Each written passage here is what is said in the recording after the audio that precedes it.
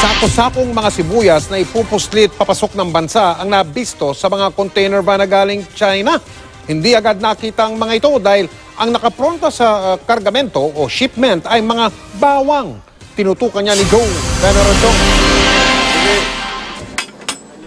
Nang buksan ang mga container na ito, bawang ang unang makikita. Walang problema dahil ang shipment meron namang import permit para sa bawang. Pero nang silipin ang loob, may iba pa palang laman. Sako-sako ng sibuyas.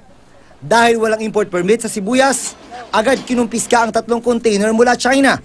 Ang mga smuggled na sibuyas, tinatayang nagkakahalaga ng 4.2 milyon pesos. Lahat nung pumapasok dito, na-analyze natin yung dokumento. Mas mataas yung presyo ng garlic, so bakit kailangan gamitin yung garlic as a front for sibuyas?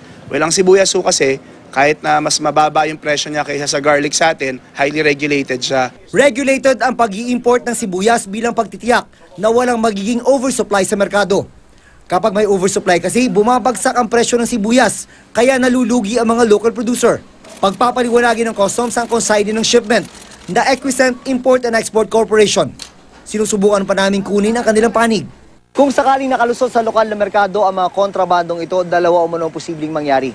Una, maaring kalugi ito ng mga lokal na magsasaka. Pangalawa, nandun ang panganib na baka may dalang pesta ang mga ito at maaring ikasira ng mga lokal na produktong pang-agrikultura.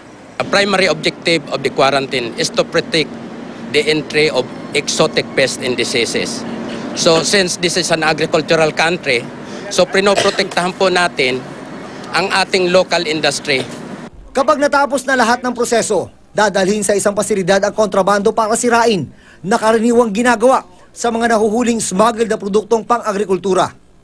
June Veneracion, Nakatutok, 24 Oras.